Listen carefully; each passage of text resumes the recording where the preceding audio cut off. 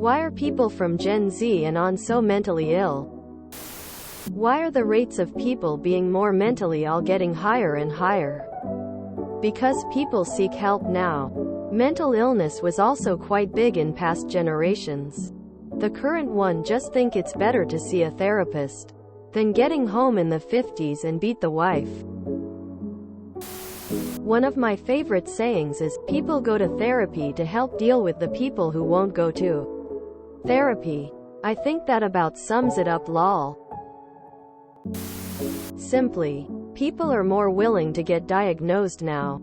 For decades, mental illness was ostracized to the point where people would actively avoid trying to get better. For the most part, this isn't the case now.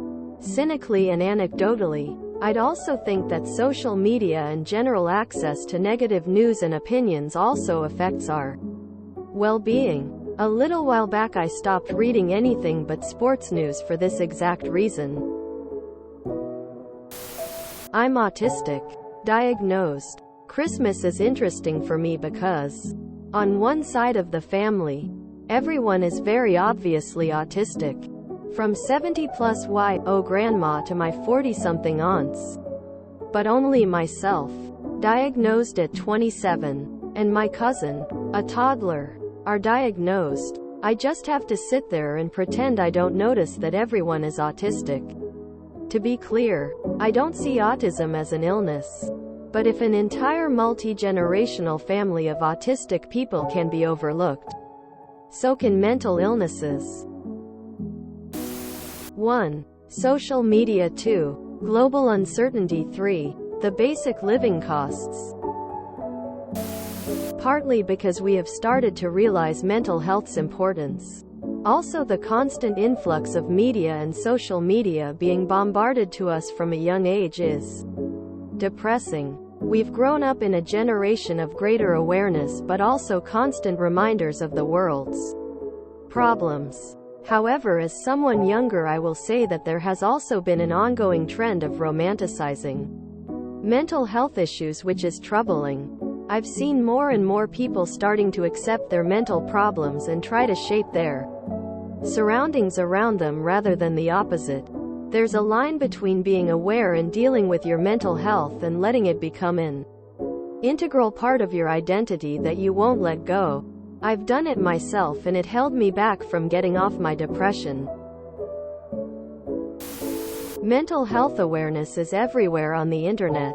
Gen Z are young enough to be on the internet often, but old enough to understand mental health. So we know what's going on in our minds better than other generations.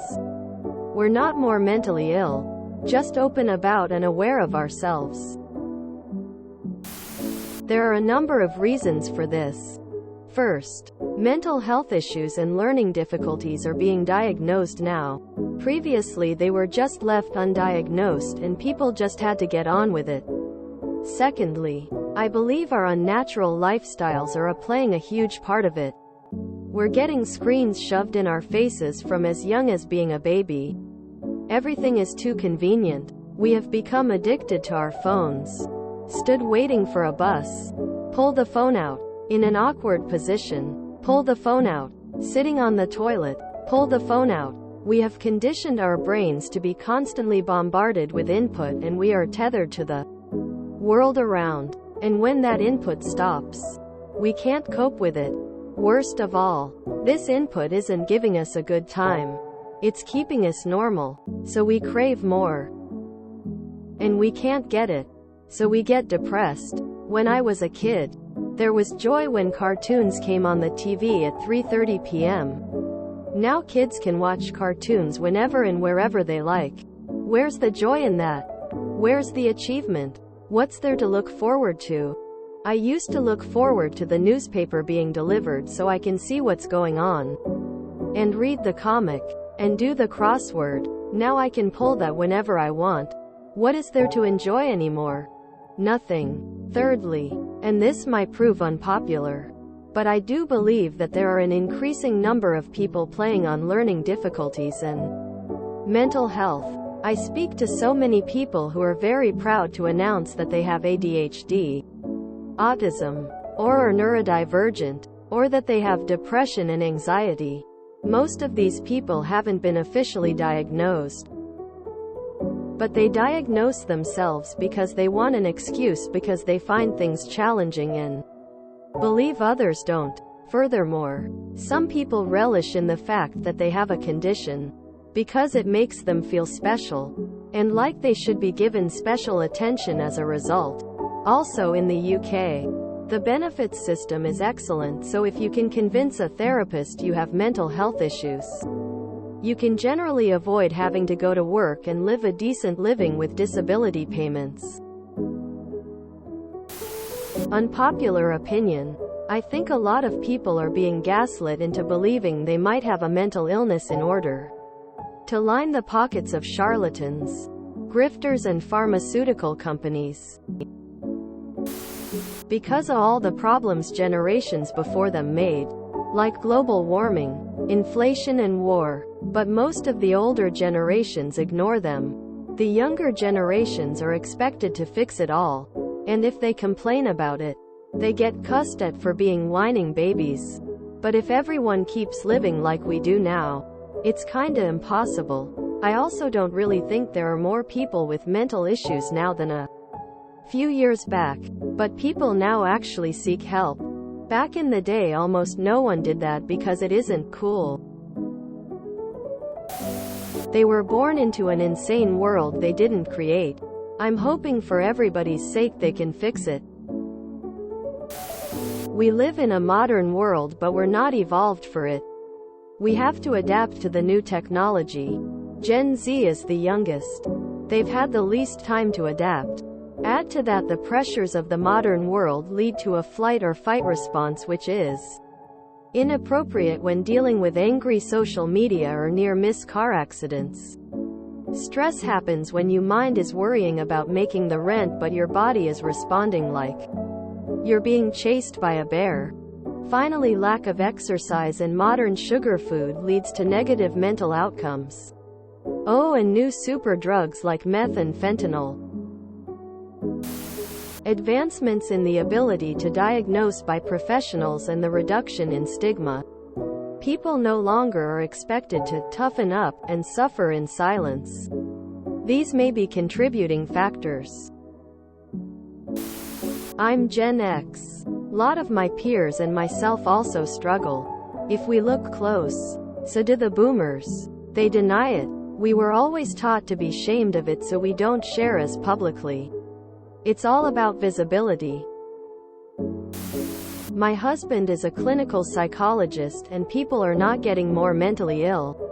More people are reporting symptoms. Mental health care has become less and less taboo in recent years.